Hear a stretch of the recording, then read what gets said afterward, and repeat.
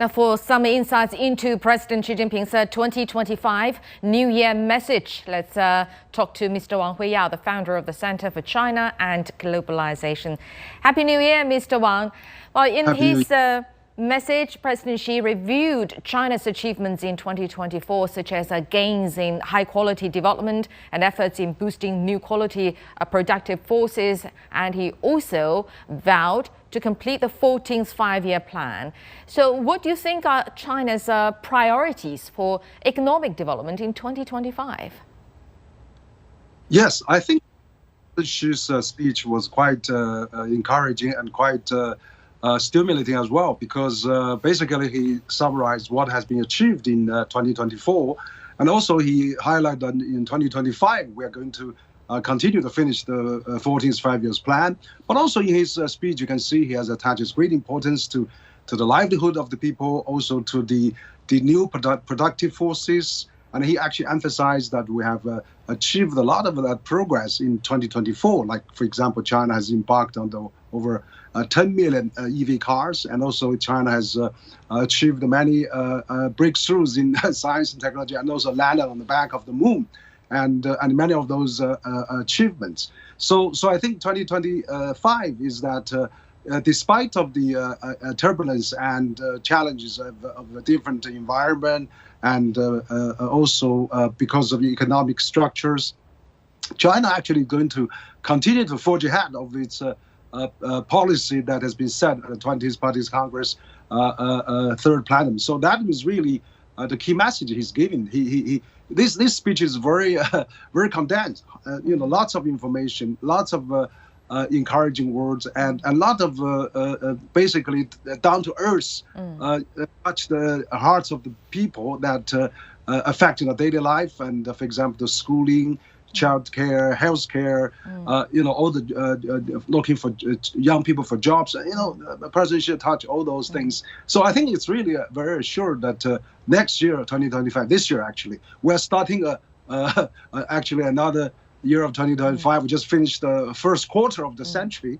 We're starting the next 3 quarters of a century, first day today. So I think that the Chinese government and President Xi actually consistent approach towards this economic and people's life as a priority for the government to really development is the key, and that's really the key message he's having.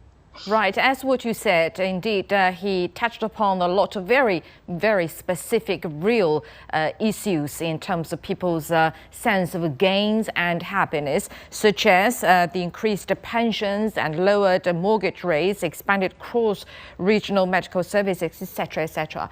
But with all that being said, what challenges need to be tackled as the government aims to improve people's livelihood, and which institutional measures are necessary to ensure their sustainability? Yes, I think that's actually is the key. I think President Xi actually stressed that as well. So basically what we need to do is really all the government levels has to work very hard and actually have to work with the people. To do that, we have to really keep deepening the reform and, of course, opening up. That's still the message I think that the government is having. So in terms of for the future, we have to do more in terms of more structured exchanges, the economic of the performance.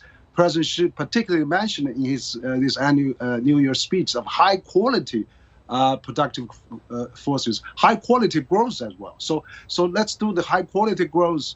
So that means we have to really, enhance the service sectors, enhance also the all the area that President Xi mentioned about, school, education, healthcare, and of course also social affairs, and of course also the livelihood of the people. So that is really the key message. I think also he thought about this the global environment, and we have to maintain a good cooperation with all the countries. We have to strengthen the global governance. We have to work with all the global South countries. We need to really be active to contribute China's share. We need to continue the Belt and Road, and all those messages are there. So I think it's quite clear China will, embark on a path that has been set by the CPC, and we continue to improve, to enhance, and to enlarge, and to really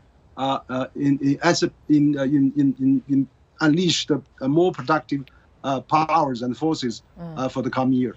Right, and as you mentioned, the Belt and Road, President Xi, in his speech, actually highlighted China's responsibilities as a major country in the world, entangled with changes and turbulence, quote unquote.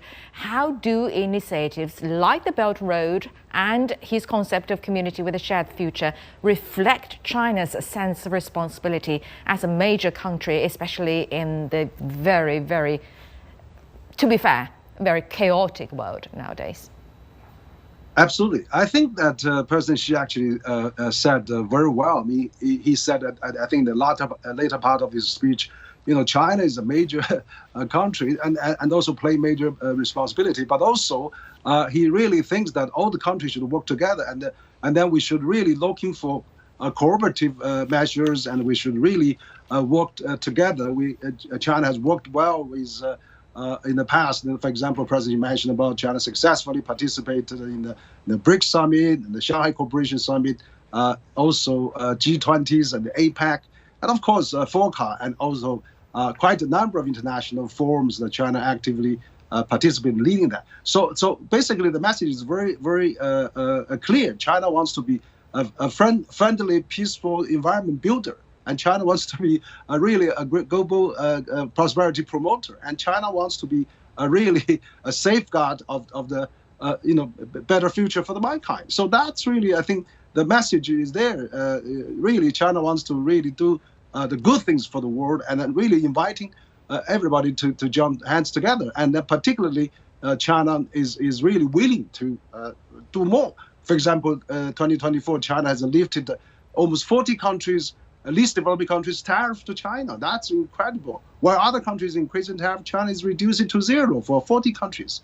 So also China has opened visas for 59 countries can stay China free now for 1 month basically. So those are incredible openness that China has shown in the last year, and China will continue to do that, continue to open for the year of 2025. All right. Thank you very much, Mr. Wang Huiyao, the founder of Center for China and Globalization. Have a very happy new year, a very prosperous one as well. Thank you very much for your insight.